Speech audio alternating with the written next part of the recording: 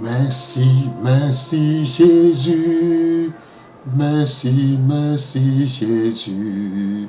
Merci, merci Jésus de tout cœur. Merci, merci Jésus. Merci, merci Jésus. Merci, merci Jésus de tout cœur. Merci, merci Jésus. Merci, merci Jésus. Merci, merci Jésus de tout cœur. Merci, merci Jésus. Merci, merci Jésus. Merci, merci Jésus de tout cœur. Seigneur Dieu trois facets, c'est avec joie et allégresse que nous venons devant ton trône de grâce pour pouvoir expliquer à tes auditeurs et auditrices ce qu'est la différence entre la louange et l'adoration. Seigneur, prépare les cœurs qui vont entendre ou voir cette vidéo, que ça leur fait du bien. Et là, ils vont voir la différence entre la louange et l'adoration. Seigneur, au nom de Jésus-Christ, je recommande ces auditeurs, ces auditrices entre tes saintes mains. Parle à leur cœur à travers cet enseignement. Je t'en supplie, cher Saint-Esprit, reste et imprègne cet enseignement de telle manière à faire du bien à tes enfants, à tes créatures devenues tes enfants. Seigneur, une fois encore, je te dis merci parce que tu vas faire du bien aujourd'hui encore à travers cet enseignement dans la vie de tes enfants. Sois béni, sois élevé dans le nom précieux de Jésus-Christ de Nazareth. Amen.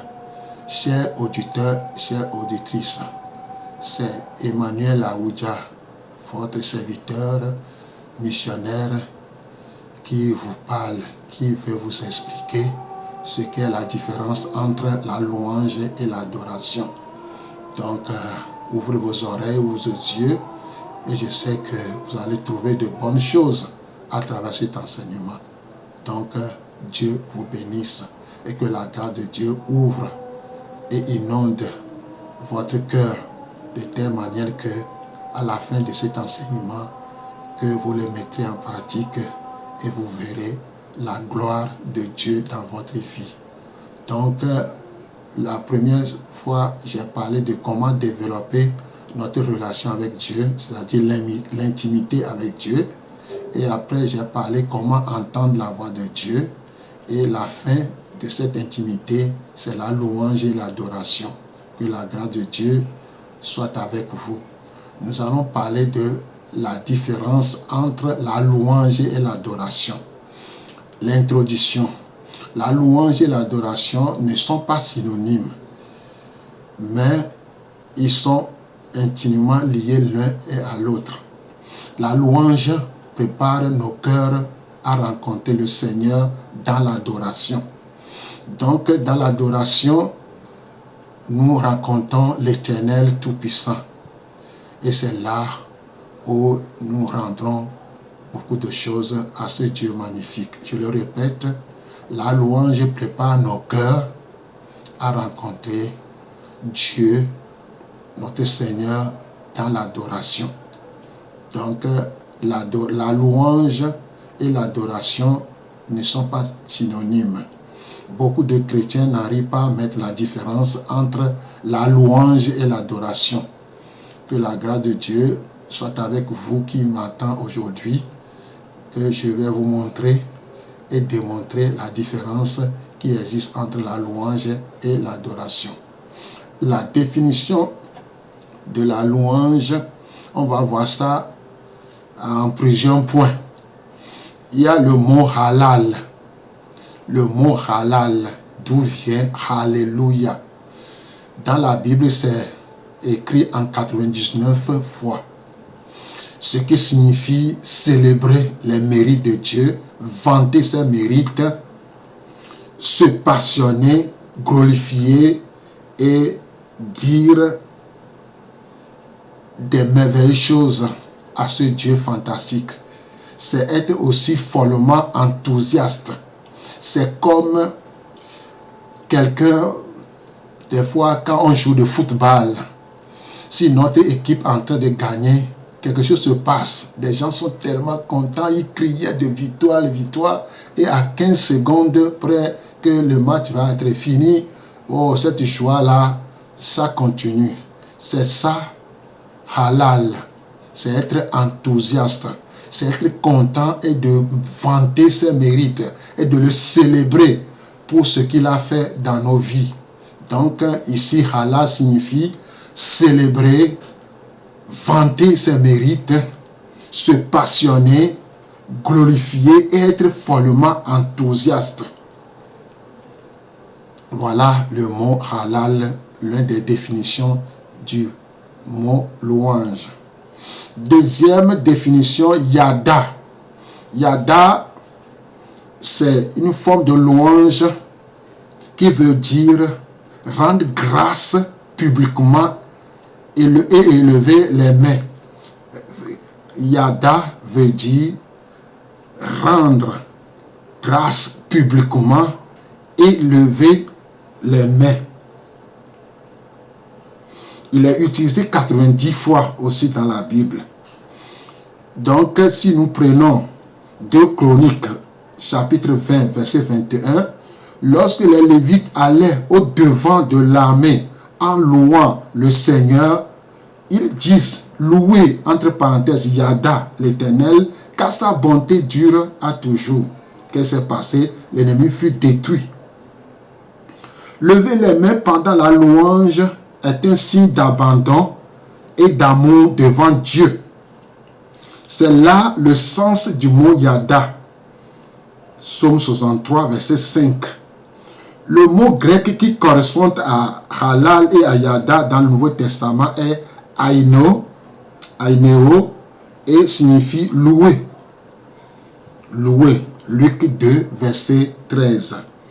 Troisième mot qui définit la louange, barak. Barak, voilà un autre mot pour louange qui veut dire bénir, s'agenouiller dans l'adoration, se courber devant quelqu'un, manifester de l'humilité et reconnaître la supériorité et la dignité de cette personne. Barak veut dire béni. Donc la louange, je bénis Dieu. Le fait que je m'agenouille devant Dieu dans l'adoration, donc je suis en train de le louer. Je suis en train de le rendre beaucoup de choses. Parce que c'est un Dieu tout-puissant. Il est le roi des rois, le Seigneur des seigneurs. Cette louange nous pousse à se mettre des fois à genoux, les 2 mains en l'air, pour en train de le louer, pour en train de le glorifier. Barak, c'est béni donc.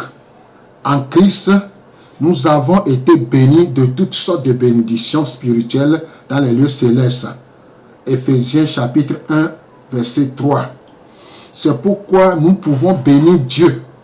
Comment pouvons-nous le faire? Le psaume 103, verset 1 et 2 nous dit: bénissez donc le Seigneur et n'oubliez aucun de ses bienfaits. Le psaume 103 énumère ses nombreux bienfaits, son pardon, sa guérison, sa bonté, sa miséricorde, sa compassion et sa fidélité. Bénissons le Seigneur pour toutes ces choses. Agenouillons-nous également devant lui dans l'humilité et reconnaissons sa supériorité et sa dignité. Barak, c'est le louer pour ses bienfaits, mais aussi, surtout pour sa glorieuse personne. Le mot grec dans le Nouveau Testament qui correspond à Barak est eulogatos, ce qui veut dire béni. Barak, béni Dieu. Le mot Barak définit que quand je bénis Dieu, je suis en train de le louer, je suis en train de le rendre hommage. Quatrième mot, zamar. C'est autre mot pour louange, signifie jouer d'un instrument. chanter, louer. C'est donc là une référence à la louange interprétée avec des instruments de musique. Ce mot est utilisé environ 40 fois. Zama est cité tout spécialement dans un des plus grands chapitres concernant la louange. 1 Chronique 16, verset 9. Chantez, chantez Zama en son honneur. Parlez de toutes ces merveilles. Il est intéressant de noter que dans ce chapitre, il y a 4 mots hébreux différents traduits par louange. Au verset 35, c'est Tehillah. Au verset 36, Barak. Dans la première partie, Halal. Dans la dernière partie, il est impossible de comprendre la louange sans associer celle-ci à la musique. La musique était l'expression de louange la plus pratiquée par les enfants d'Israël. Il est difficile de concevoir une louange audible sans l'aide des instruments. Qu'il est merveilleux de jouer de toutes sortes d'instruments à l'honneur de ce grand Dieu, ce grand nom. Psaume 150. Le mot grec dans le Nouveau Testament pour Zama est salo, salo, qui veut dire chanter au Seigneur avec un instrument à cordes. Ephésiens 5, 19, célébrant salo.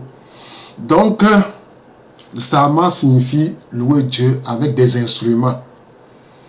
Ce n'est pas, si tu n'as pas l'argent d'aller chercher les instruments, nous avons beaucoup d'instruments sur nos corps. Par exemple, la main en train de taper, c'est mon instrument. C'est un instrument. Si je tape, je prends les pieds pour taper par terre, je suis en train aussi de louer Dieu avec musique naturelle venant de mon corps. Donc, Zama, c'est louer Dieu avec des instruments de musique. Si tu as la guitare, alléluia. Si tu as des flûtes, tam-tam, tout ça, c'est bon. Mais si tu n'as rien, même taper ta main, taper tes mains, siffler, et tu es en train d'accompagner ce chant avec tes instruments corporels. Dieu bénira. 5e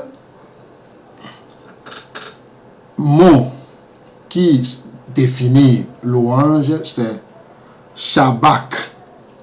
Shabak. Ce mot signifie crier à haute voix, crier de triomphe, se réjouir de la victoire. Nous le trouvons par exemple dans le psaume 117 au verset 1. Louez Halal l'Éternel, vous toutes les nations, célébrez le Shabbat, vous tous les peuples.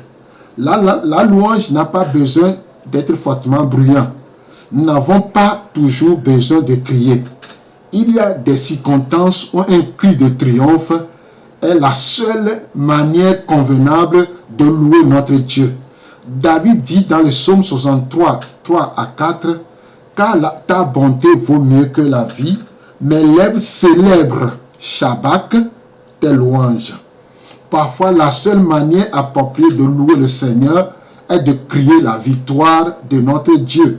C'est cette sorte de louange qui met le diable en fuite. Alléluia. Que Dieu soit loué. Shabbat. Crier à haute voix. Crier, cri de triomphe. Se réjouir de la victoire. Dieu a fait quelque chose d'extraordinaire dans ta vie. Dieu t'a sauvé de quelque chose, d'une maladie, d'un accident. Des fois, il faut crier de victoire. Il faut crier, c'est un cri de triomphe. Ça, tu es en train de louer Dieu. Tu es en train de rendre hommage à Dieu. Tu es en train de vanter ses mérites. Tu es en train de les célébrer. Oh Dieu, tu es magnifique. Voilà. 6e mot qui définit la louange, c'est Toda. Ce autre mot pour louange veut dire étendre ses mains en sacrifice de louange, rendre grâce. Toda, ce mot pour louange veut dire étendre ses mains en sacrifice de louange, rendre grâce.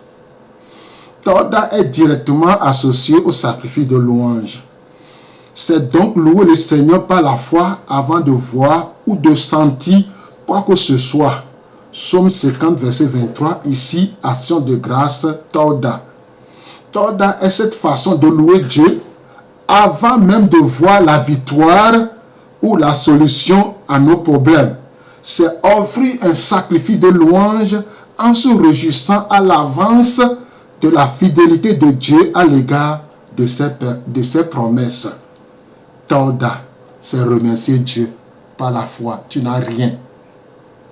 Tu ne vois rien, mais avec ta foi, tu rends grâce à Dieu pour la victoire, pour que Dieu, qui est au ciel et sur la terre, va agir. Septième mot, Tehila, est un autre mot hébreu pour louange qui veut dire chanter, louer. Il provient de la même racine que le mot halal, d'où nous avons Alléluia. L'accent ici est plutôt placé sur le chant. Le chant a toujours été essentiel pour exprimer notre louange à Dieu. Psaume 22, verset 4. Louer ici Tehila, Dieu manifeste sa puissance quand son peuple le chante de tout cœur. Dans 2 Chroniques, verset 20, verset 22, nous retrouvons cette espèce de louange lorsqu'Israël a mis en fuite et détruit l'armée de l'ennemi. Au moment où l'on commençait les chants et les louanges Tehila, l'Éternel plaça une embuscade contre les fils d'Ammon et Moab et ceux de la montagne de Séir qui étaient venus contre Juda. Il fut battu. Le diable est allergique au chant de louange. Il ne peut siéger là où les enfants de Dieu chantent de toute leur force. Alléluia. Les chants de louange. Beaucoup de nos églises, ce sont les chants d'animation. Beaucoup sont des chants d'animation. Ici, on parle de chants de louange. Le chant qui loue Dieu, qui rend hommage à Dieu, qui dit ses mérites, qui dit ses bienfaits, tout ce que Dieu a fait pour toi, tout ce que Dieu a fait pour nous. Nous devons les rendre, nous devons chanter ses mérites, nous devons chanter des chants de louange. Quand on parle de louange, c'est ça que je suis en train de expliquer. Je suis en train de vous dire que louer Dieu, ce n'est pas une sorte d'animation. C'est louer Dieu, c'est dire ce que Dieu a fait pour toi depuis l'enfance jusqu'à ce jour. Il a fait des grandes choses, des choses que tu ne peux pas compter. Des fois, beaucoup de chrétiens se lamentent. Je le dis souvent, d'aller à la porte de l'hôpital et de regarder pendant 1 heure de temps. Ils reviendront à la maison, ils vont commencer à le louer. Dieu t'a fait de grandes choses. Si tu n'as pas d'argent, tu n'as pas quoi que ce soit, tant que tu es enfant de Dieu, tu es né de nouveau, rempli du Saint-Esprit, tu es capable de louer Dieu. Tu es capable de le chanter, ses mérites. 8e mot qui définit louange, ça fait Ruah, veut dire crier de joie, crier de joie. Les enfants d'Israël n'avaient aucune difficulté à exprimer leur joie dans leur relation avec l'Éternel. Psaume 95, verset 1. Cette expression de louange comprend une authenticité, une sincérité, une intensité qui demande à être exprimée verbalement. Il y a bien sûr encore d'autres mots qui se rapportent à la louange dans le Nouveau Testament, tels anesis qui veut dire louer et signifie courage, excellence. Pour louer, approuver, Dieu veut dire, il est bien sûr encore d'autres mots qui se rapportent à la louange dans le Nouveau Testament, tel anesis qui veut dire louer et signifie courage, excellence. 1 Pierre 2, verset 9.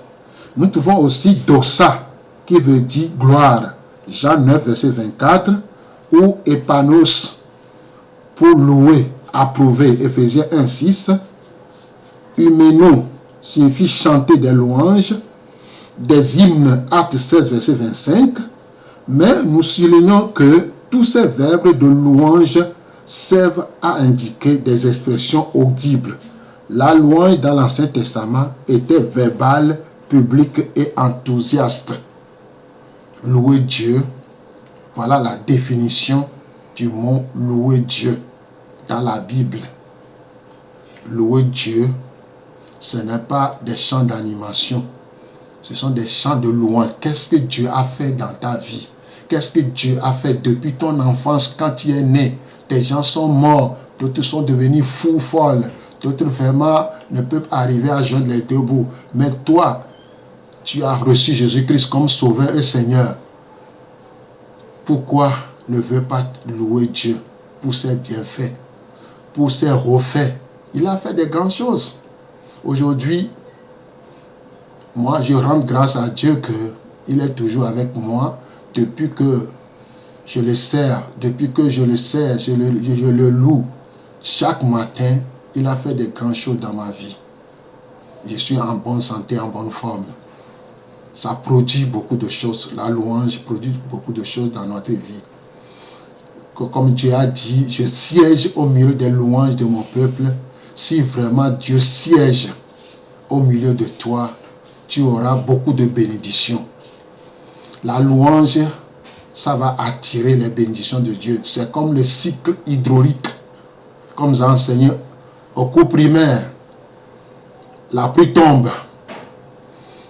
Le soleil se lève avec sa chaleur, ça devient des vapeurs qui montent au ciel, ça devient nuage.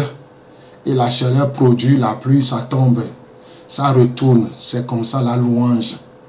Si j'arrive à louer Dieu correctement, c'est comme une pluie de bénédictions viendront dans ma vie, autour de moi. Et quand je commence encore à le louer, je fais monter ces bénédictions-là à Dieu. C'est comme un cycle hydraulique. Mes chers frères et sœurs, louons le Seigneur sans arrière-pensée. Louons-le seulement. Louons-le seulement. Dédier notre vie à la louange. Chanter. Si tu n'as pas de guitare, si tu n'as pas de flûte, piano, si tu n'as pas de tam-tam, Dieu t'a donné un tam-tam qui est ta main. La main là, c'est une tam-tam. Dieu t'a donné flûte, siffler. On peut siffler aussi. On peut taper les pieds comme ça en chantant. On peut taper la poitrine en chantant. Ce sont des instruments de musique que Dieu nous a donnés. En faisant ceci, Dieu siégera dans ton cœur et produira une bénédiction que tu ne peux jamais comprendre. Que Dieu vous bénisse. Voilà la louange, la définition de la louange. Maintenant, on va parler de la définition de l'adoration. La définition de l'adoration. Dans l'Ancien Testament, 3 mots hébreux sont utilisés en priorité pour l'adoration. Premier, ça veut dire Sega. Ce mot veut dire se courber en manifestant une grande crainte et au grand respect. Segad. Ce mot veut dire se courber en manifestant une grande crainte et un grand respect. Un grand respect. Se courber. Il y a certains rois sur la terre. Quand les sujets, tout ça là, veulent le voir, ils se courbent. D'autres se mettent à part ventre pour le saluer sans lui regarder le visage. Ce sont des rois de la terre. Notre Dieu, il est le roi des rois, le Seigneur des seigneurs. Nous devons nous prosterner et nous devons nous courber. Nous devons avoir une crainte et le respect à ce Dieu-là. Voilà, c'est Gad. Deuxième mot, abad, signifie travailler, œuvrer, servir Dieu, se mettre au service de Dieu. Ceux qui travaillent avec Dieu, on ne peut pas travailler pour Dieu, on travaille avec Dieu. Ceux qui servent Dieu dans la prédication, dans l'évangélisation, dans l'enseignement, ils sont en train d'adorer Dieu. Ils sont en train d'exprimer leur révérence. Ils sont en train d'exprimer ce que Dieu est pour eux. Donc, abad signifie travailler. Quand on travaille avec Dieu, je suis en train de l'adorer. Quand on œuvre avec Dieu, c'est la même chose. Servir Dieu, c'est l'adorer. Se mettre au service de Dieu, c'est l'adorer aussi. Troisième mot, chaka. C'est le mot le plus utilisé dans l'Ancien Testament. On le retrouve environ 172 fois. Il décrit un acte très spécial d'adoration et signifie se courber, se prosterner soi-même pour rendre hommage et honneur. Il se reflète un profond amour et une très grande humilité. En d'autres termes, adorer, c'est exprimer sa révérence, avoir une grande crainte mêlée du respect, c'est se prosterner dans un amour ardent, se soumettre et obéir à celui qui l'on aime passionnément. Dans le Nouveau Testament, ces mêmes expressions sont maintenues. Nous avons 3 mots grecs utilisés en priorité pour l'adoration. Seroumai, qui signifie une grande crainte, un profond respect, une admiration illimitée. Ces sentiments de sainte crainte sont engendrés par la puissance et la sainteté de Dieu. Cette attitude occupe une place primordiale dans l'adoration.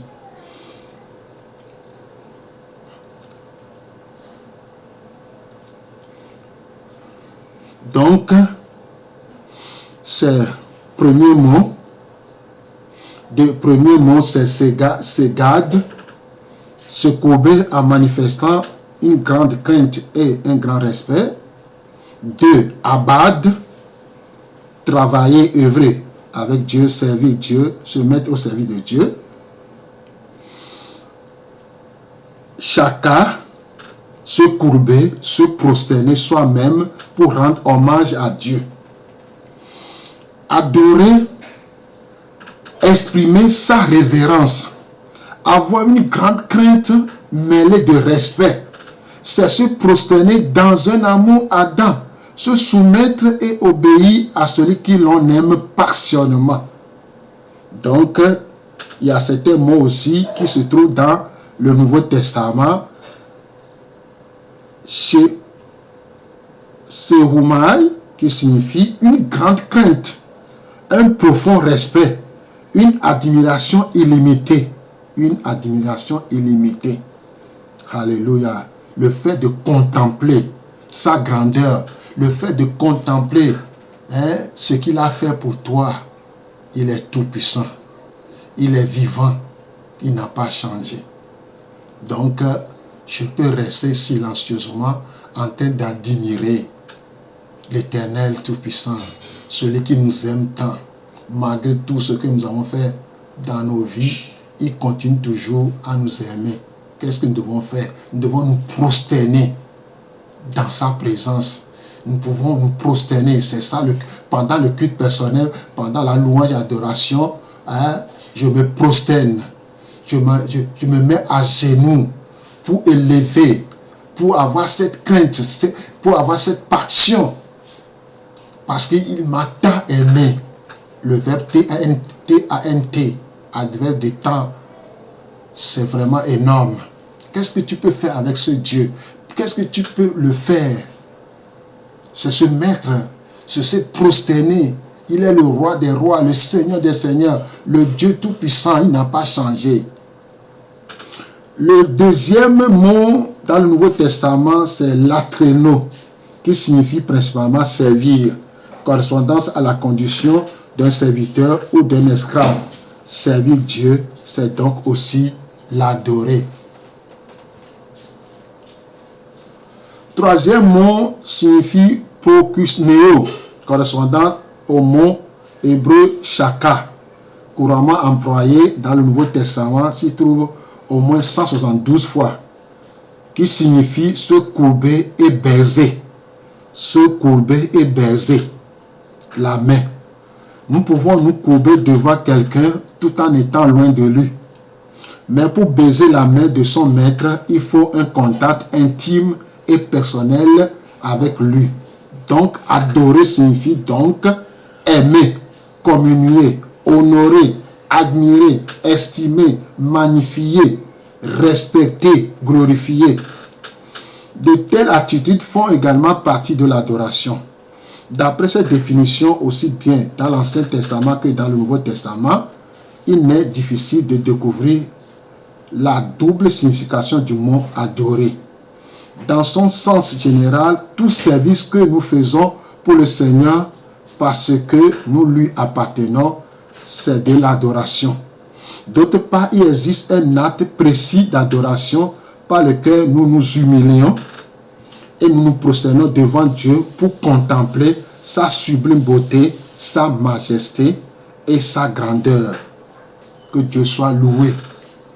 Après la louange qui prépare notre cœur à rencontrer le Seigneur dans l'adoration, voilà la différence qui existe entre la louange et l'adoration. Je sais que c'est clair maintenant. Donc, la louange prépare nos cœurs à adorer le Seigneur. Quelle puissance, inspiration et invitation pour le chrétien d'aujourd'hui à venir louer et célébrer son Rédempteur avec toute l'intensité de son être, car il en est digne. En résumé, nous pouvons donc dire que la louange est une forme d'adoration dans son sens général. Mais la louange est tout spécialement cet acte d'adoration que nous offrons à Dieu en le louant d'une manière audible, vivante et joyeuse. Quant à l'adoration elle-même, elle inclut une relation d'amour, une humble révérence, une soumission volontaire de cœur au Dieu Tout-Puissant. Finalement, une contemplation et une admiration passionnée de sa glorieuse personne.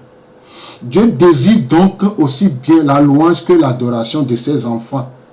Il se réjouit dans les louanges, les célébrations de son peuple, mais il recherche aussi ardemment que nous courbions devant lui dans l'amour le plus ardent et la contemplation la plus profonde de sa personne admirable et adorable.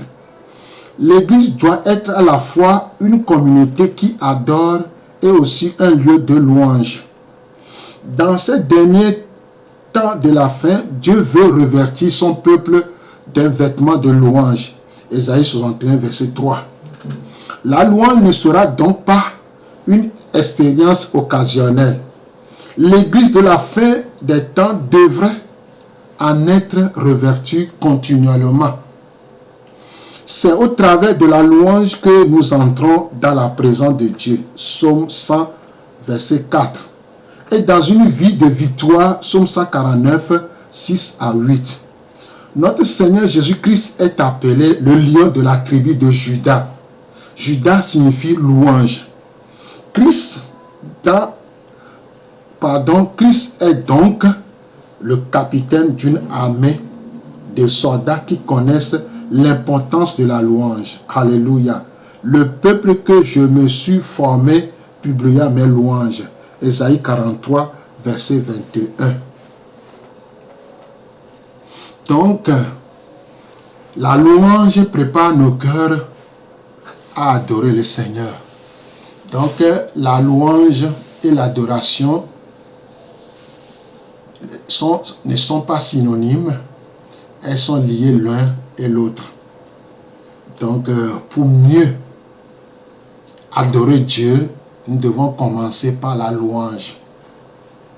La louange prépare nos cœurs à rentrer dans la présence de Dieu, la présence des rois, la présence du Seigneur des seigneurs, le maître absolu, l'alpha, oméga, le commencement et la fin.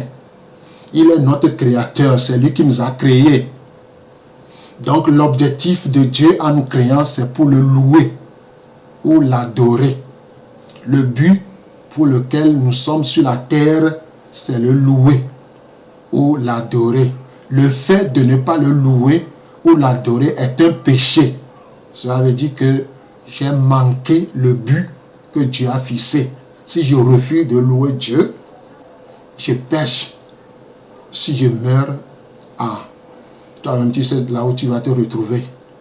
Donc tu n'es pas sur la terre seulement pour manger, dormir, aller travailler, faire quelque chose ce soit.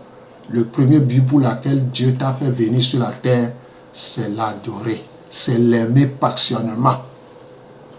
C'est rendre hommage à ce Dieu créateur qui t'a donné le souffle de vie. Il a donné l'oxygène gratuit. Toutes les nourritures que tu manges, c'est Dieu qui les fait produire. Ce que tu portes comme vêtements, tout ce que tu vois avec tout ça là, l'ordinateur, tous ces instruments là, ça vient de la terre. Et toi aussi tu viens de la terre. Et tous ensemble, Dieu nous a donné toutes ces choses pour que nous puissions le louer, pour que nous puissions l'élever, pour que nous puissions rendre grâce à lui. Et quand on rentre dans cette grâce, on pénètre dans sa présence. Et dans sa présence, il veut te parler. Dans ta présence, il veut te communiquer sa pensée. Dans sa présence, il veut te remplir d'amour. C'est auprès de Dieu que nous pouvons retrouver cet amour inconditionnel qui nous a marqués depuis notre enfance.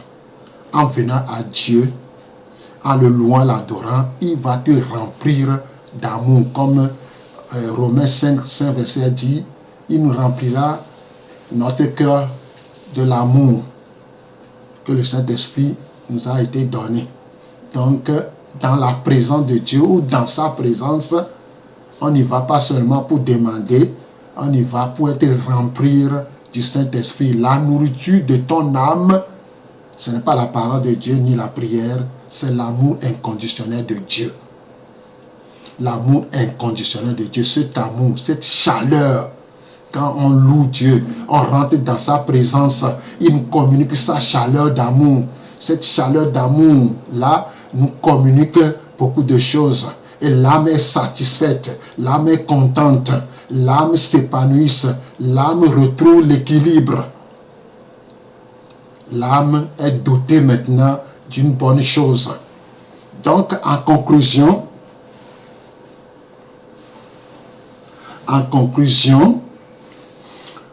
la louange et l'adoration ne sont pas synonymes, mais intimement liés l'un à l'autre. Il est parfois difficile de savoir où se termine la louange et où commence l'adoration. C'est parce qu'elles se complètent mutuellement. Il serait donc vain de les séparer puisqu'elles forment un duo béni. Cependant, l'ordre d'application est généralement la louange d'abord, puis l'adoration. La louange prépare nos cœurs à adorer le Seigneur et à entrer dans sa présence. Elle a donc une fonction indispensable. Il ne faut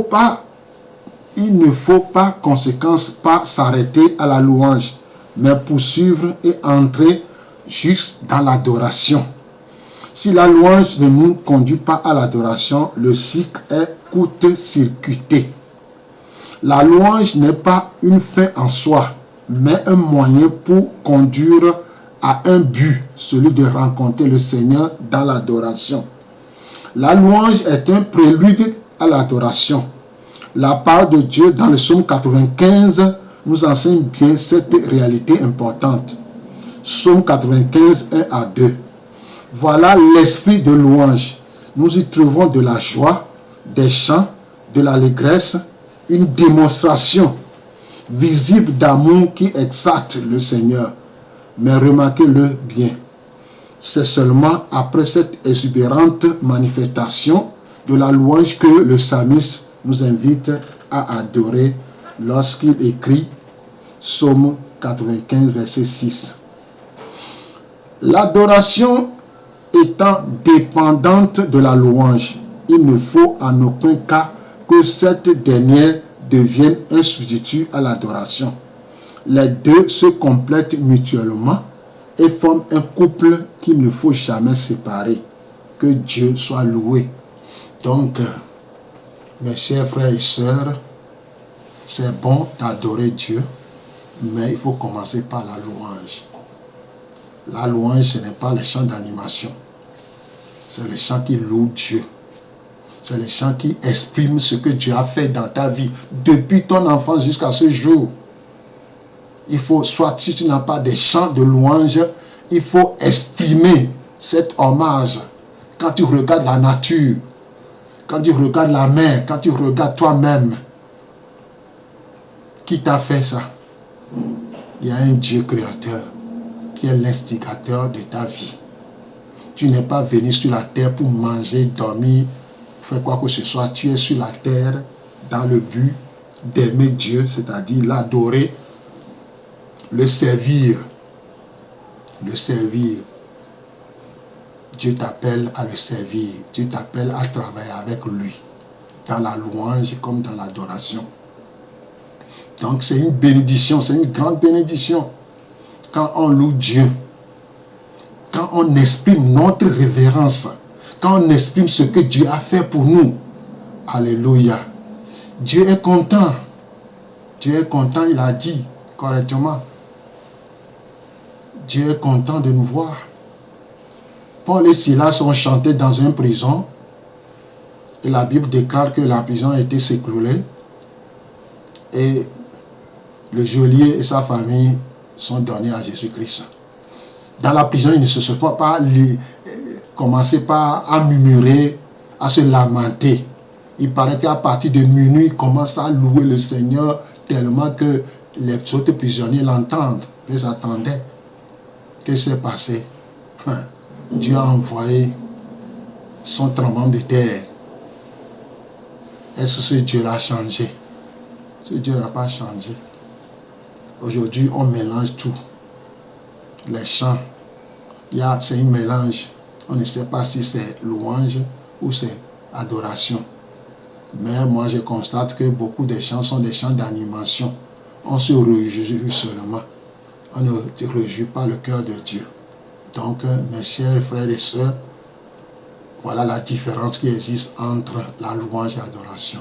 Je sais que tu as bien compris.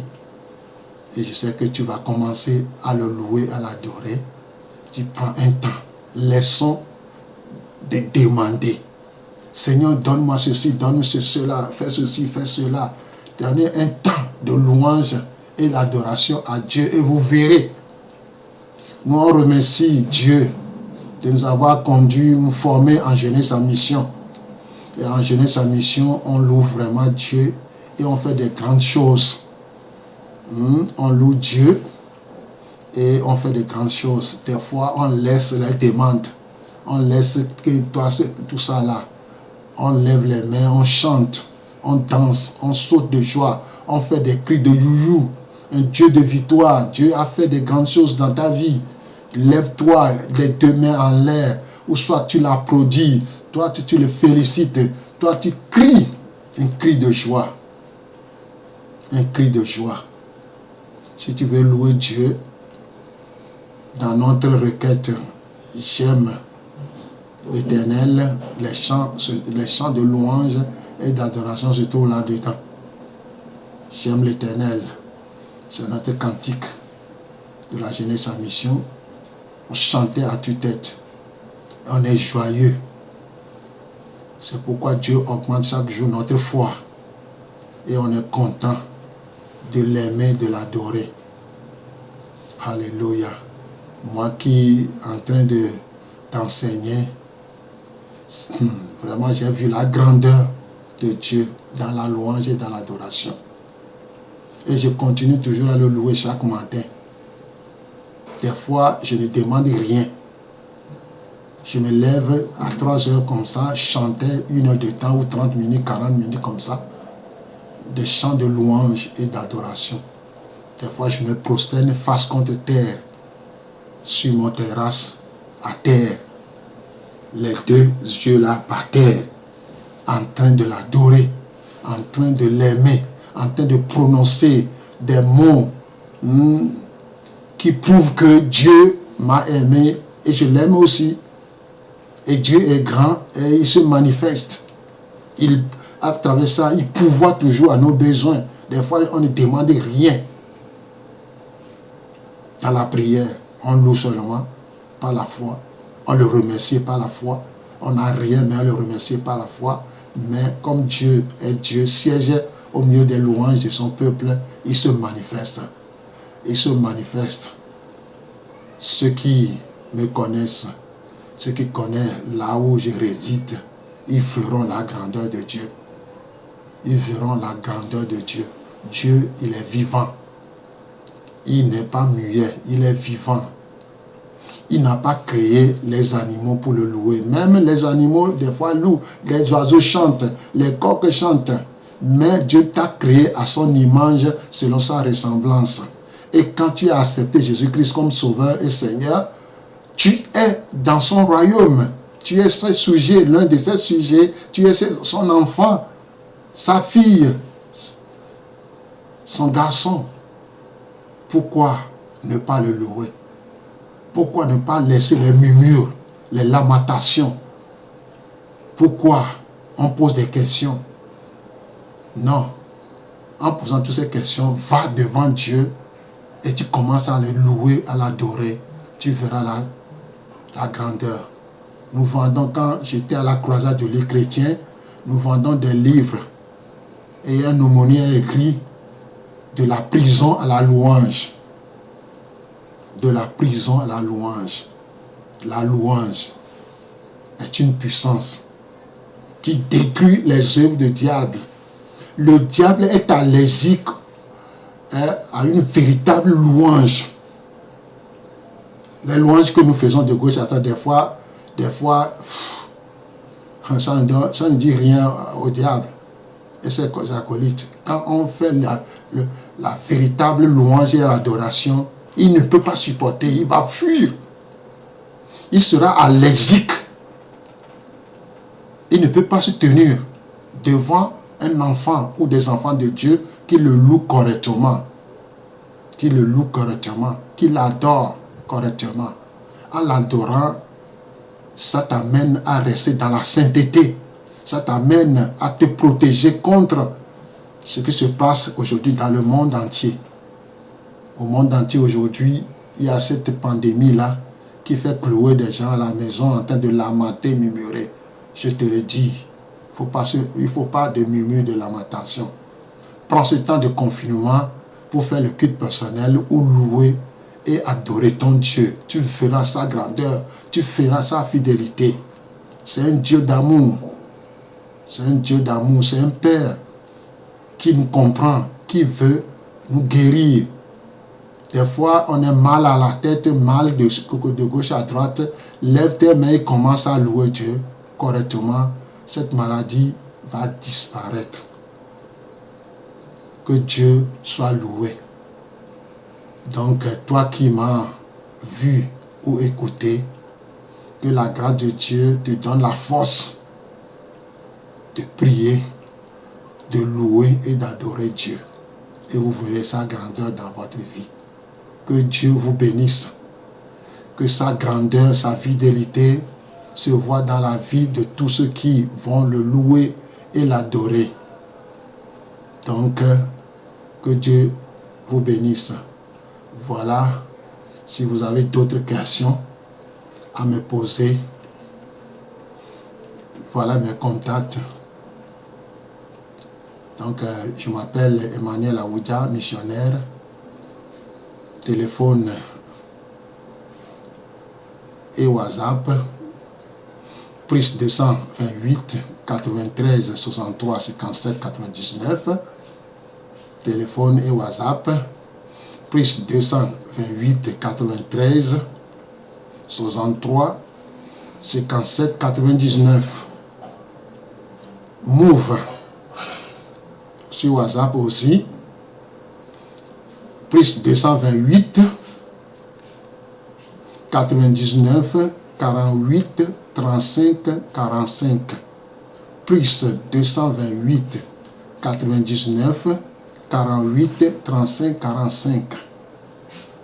Téléphone tout court Plus 228 70 41 09 27. Plus 228 70 41 09 27. Que Dieu vous bénisse. Je suis à Tocoin Séminaire, derrière la boutique optique. À Dieu la gloire. Si tu veux venir me voir, je suis là. Si tu poses des questions, tu peux poser des questions sur WhatsApp ou m'appeler directement. Je suis là à vous répondre. Je suis ton serviteur. Je sers Dieu et je vais te servir aussi. N'ayez pas peur. C'est Emmanuel Aoudia. Tout ce que je fais, je le fais souvent gratuitement. Je n'hésite rien. Que Dieu vous bénisse. Que la grâce de Dieu abonde sur vous. Soyez bénis dans le nom de Jésus-Christ. Prions. Seigneur, au nom de Jésus de Nazareth, je recommande tous ces auditeurs, auditrices qui ont entendu et voir cette vidéo. Bénis-les. Remplis-les, Seigneur, de cette force, de cette puissance de louer et d'adorer ton beau nom. Seigneur, aide-les à voir la différence entre la louange et l'adoration et à se laisser imprégner par cette louange et cette adoration. Seigneur, c'est pour cette raison-là que tu nous as fait venir sur la terre. Papa, bénis-les, ouvre-leur les entendements, ouvre-leur leur cœur à te comprendre que tu es un Dieu, un bon papa, et en même temps tu es le roi des rois, tu es le Seigneur des seigneurs, tu es un Dieu souverain. Tu dois crainte et honneur. Seigneur, je te félicite et je t'aime beaucoup et je sais que tu vas te manifester dans la vie des uns des autres, ceux qui vont voir et entendre cette vidéo. Sur YouTube, ça va les aider. Sois élevé, sois béni au nom de Jésus-Christ. Amen. Merci, merci Jésus. Merci, merci Jésus. Merci, merci Jésus de tout cœur. Merci, merci Jésus. Merci, merci Jésus. Merci, merci Jésus de tout cœur. Amen.